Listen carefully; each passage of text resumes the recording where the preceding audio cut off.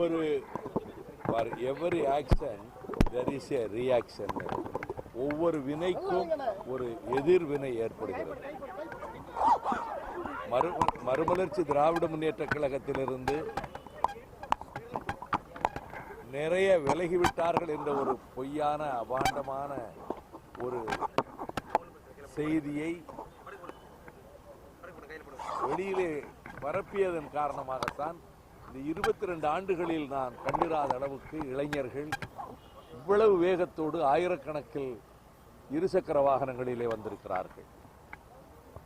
காரணம் என்னவென்றால் நாங்கள் இதை எதிர்பார்க்கவே இல்லை. நான் இந்த இயக்கம் தொண்டர்களால் உருவாக்கப்பட்ட இயக்கம், லட்சியங்களுக்காக தன்னலமின்றி பாடுபடுகிற இயக்கம்.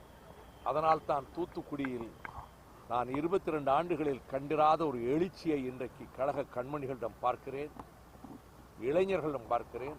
அதிலும் குறிப்பாக இதுவரை கட்சியில் இல்லாத இளைஞர்கள் கூட எங்களை நாடி வந்திருக்கிறார்கள்.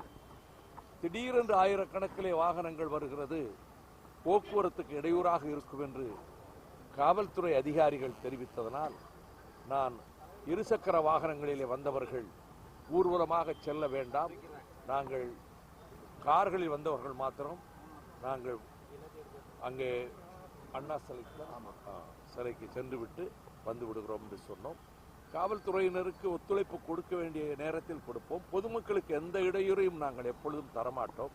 அந்த அடிப்படையில் நான் அதை ஏற்றுக்கொண்டு இருசக்கர வாகனங்கள் ஊர்வலமாக செல்ல வேண்டாம் என்று கூறினேன். காவல்துறையினரும் ஏற்றுக்கொண்டார்கள். அதாவது ஜனநாயக உணர்வுகளுக்கு மதிப்பளித்து சட்டமன்றத்தில் எதையும் யாரையும் பேச விடுவதில்லை.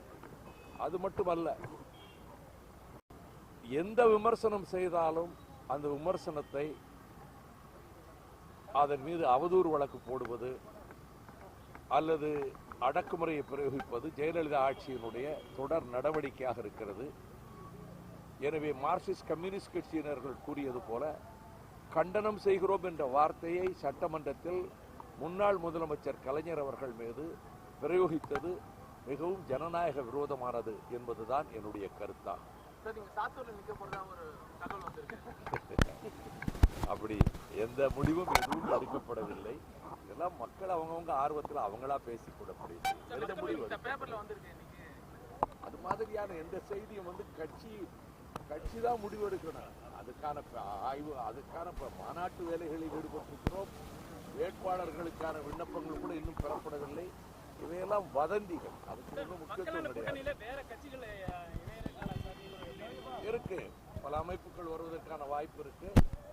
அதே நேரத்தில் நாங்கள் அழைப்பு கொடுத்த கட்சிகள் அவர்கள் தான் முடிவெடுக்க வேண்டும்.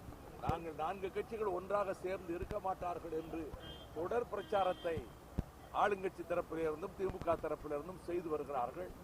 அது புஸ்வானமாக போய்விட்டது.